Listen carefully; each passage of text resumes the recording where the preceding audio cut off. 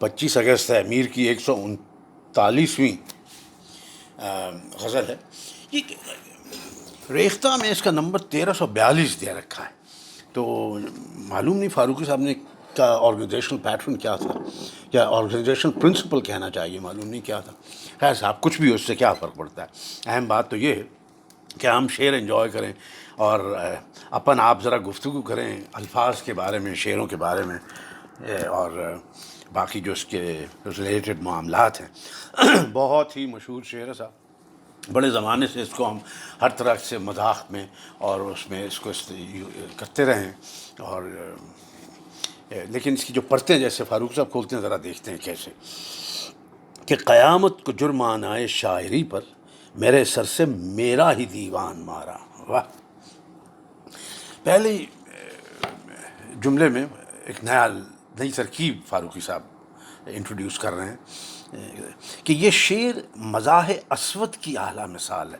پہلے تو میں نے اس کو اسود پڑھا کیونکہ زبر نہیں لگا ہوا تھا، پھر جب انہوں نے لکھا نا بلیک ہیومر، تو میں نے کہا یہ حجر وہ جو اسود ہے پتھر اس سے ہے تو بلیک ہونا چاہیے، تو بلیک ہیومر اسود ہوا، یہ مزاح اسود کی اعلیٰ مثال ہے۔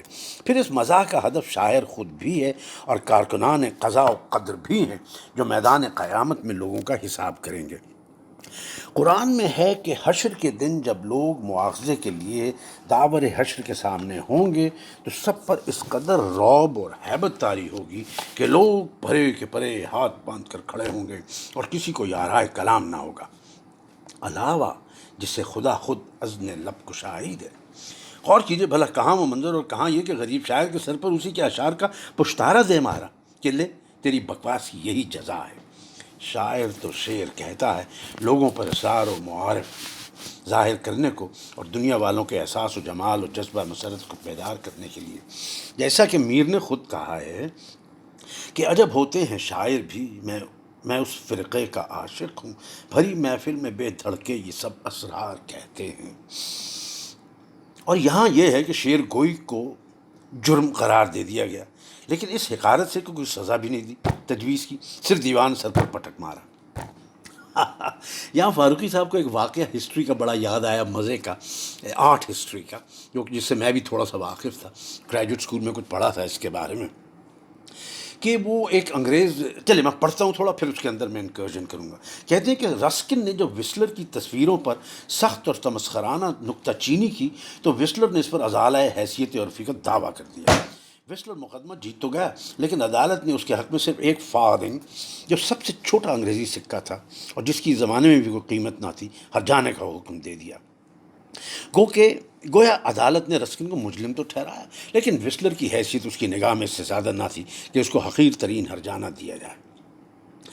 اب یہ قصہ یوں ہے کہ وسلر کی ایک پینٹنگز کی سیریز تھی، ناکٹرنز، یعنی رات بات کی تھی، اور ایک جو پینٹنگ تھی اس کا پتہ نہیں کیا تھا، بلیک گولڈ کو جس طرح سے، یہ پینٹنگ اب ڈیٹروئٹ میوزیم آف آرٹ میں ہے، تو ہمیں تو بہت اچھی لگتی ہے، اس میں بہت ہی پینٹ کا استعمال ہے، بہت ایبسٹریکٹ، اور آپ بہت سارے ریزنز کر سکتے ہیں، لیکن رسکن صاحب کو وہ کوئی زیادہ پسند نہیں آئی، اور انہوں نے اس کو جناب باقاعدہ کہا کہ یہ تو مجھے، کیونکہ یہ لفظ میں نے سب سے پہلے وہاں پڑھا تھا اس لیے مجھے یاد ہے، اور کہا یہ تو ہم نے سنا تھا کہ لوگ بیکار پینٹنگز کریں اور لوگوں کو دکھائیں، لیکن میں نے یہ کبھی نہیں سنا کہ ایک نرگسیت زدہ آرٹسٹ اس کے 20 پاؤنڈ بھی مانگے۔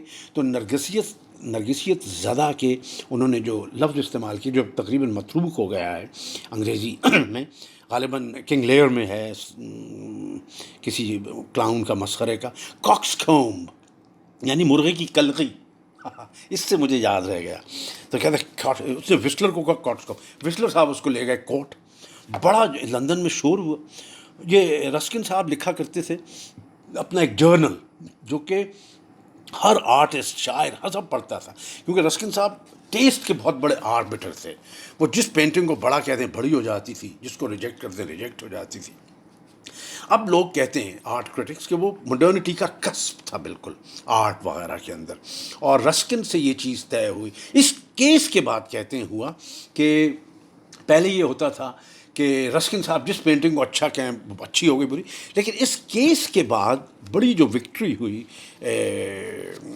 وسلر کی یا وسلر کی وکٹری سے زیادہ رسکن کی ڈیفیٹ ہوئی وہ یہ کہ رسکن یا آرٹ کرٹک خود جو ہے وہ آربٹر نہیں رہا ٹیسٹ کا اتنا بڑا جتنا کہ اس سے پہلے تھا.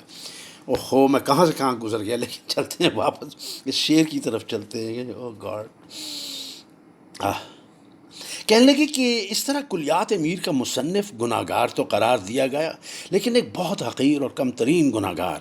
یہ بھی ہو سکتا ہے کہ کلام میر سے داور حشر کو اتنی جھنجھلاہٹ ہوئی ہو کہ بجائے سزا دینے کے دیوانی سر پر پٹکنے کا حکم دے دیا، یا پھر منصف ازلی کا منشا یہ رہا ہو کہ میاں تم نے تو ہم سے جگہ جگہ اپنے کلام میں گستاخی کی ہے، لیکن ہماری نظر میں تمہاری گستاخیوں کی کوئی وقت نہیں. میر نے چالاکی یہ بھی کی کہ خود کو کسی بڑی سزا کا مستوجب نہیں بیان کیا ہے، دیوان ہی سر پر دے مارا اور چھٹی کر دی. لیکن اس چالاکی میں بھی ایک طنزیہ حزن ہے، یعنی کاش میرے دیوان کو کسی سنجیدہ مواخذے کا ہی مستحق قرار دیا جاتا، یعنی کوئی سزا بھی قاعدے کی نہیں دی گئی. شاعری کو اتنا غیر اہم نہ ہونا چاہیے تھا. دنیا میں انہیں شکایت تھی کہ شعر میرے ہیں سب خواص پسند، پر مجھے گفتگو عوام سے ہے. یہ دیوان دوم کا ہے یہ شعر. فاروقی صاحب سم اپ کرتے ہیں کہ جناب معلوم ہوا اخبار میں بھی کوئی خواص نہیں جو میرے اشعار کو سنجیدگی سے پڑھیں. غیر معمولی شعر ہے، اور ایسا شعر ہے جو شخص اردو شاعری سے کما حقہ واقف ہو. یہ کما حقہ اب کیوں نہیں لوگ استعمال کرتے، خوب لفظ ہے. میں جب اسکول میں تھا تو میں سمجھتا تھا یہ مس پرنٹ ہو گیا، کما کے ساتھ کچھ اور ہونا چاہیے یا کم ہونا چاہیے، لیکن حقہ میں سمجھ گیا تھا کہ کم حقہ ہے. لیکن کما حقہ کا جب پتہ لگا اور ایک دو لوگوں نے اس کا استعمال کیا، ہمیں پسند آیا، یہ ہونا چاہیے. کما حقہ واقف ہوگا وہ کہہ اٹھے گا کہ اس انداز سے اور اس مضمون کا شعر میر ہی کہہ سکتے تھے. دیوان اول میں بھی ایک شعر اسی طرح کا ہے، گفتگو ناقصوں سے ہے ورنہ میر جی بھی کمال رکھتے ہیں. اچھا، یہ سم اپ کرنے سے پہلے اسی غزل کا ایک اور شعر ہے جو مجھے بہت پسند ہے، اور میں تھوڑا سا چونکا کہ یہ فاروقی صاحب نے اس کو شامل کیوں نہیں کیا اور اس کے اوپر کیوں نہیں گفتگو کی، لیکن ہمیں پسند ہے تو ہم آپ سے اس کو شیئر کر لیتے ہیں. اور یہ آج کا جو سیشن ہے اس کو سم اپ ختم کر دیتے ہیں کہ رہائی ہے اس صید افغن سے مشکل، رہائی ہے اس صید افغن سے مشکل، گیا سانج تو صبح پھر آن مارا. یہ میں پہلے اس کو سید افغن پڑھا، لیکن بار بار پڑھا تو مجھے ہوا کہ یہ سید افغن ہونا چاہیے. جیسے اس دن میں گوشے گزار کہہ گیا تو میرے جو دوست ہیں، مجھے بڑا I am proud of that, میرے بڑے باریک بین اور ایستھیٹس اور شاعر اور کرٹکس میرے جو یار دوست ہیں، انہوں نے وہ ایک دم آ گئے میرے پیچھے اور بڑے قاعدے سے انہوں نے یہ نہیں کہا کہ یہ آپ نے غلط پڑھا، انہوں نے کہا اور ڈاکٹر صاحب آپ سے میں یہ گوشت گزار کرنا چاہتا ہوں کہ یہ چیز ایسے کیجیے گا. میں نے کہا سمجھ گیا یار، سمجھ گیا. بہت بہت شکریہ. I'll see you again soon I hope. Bye bye.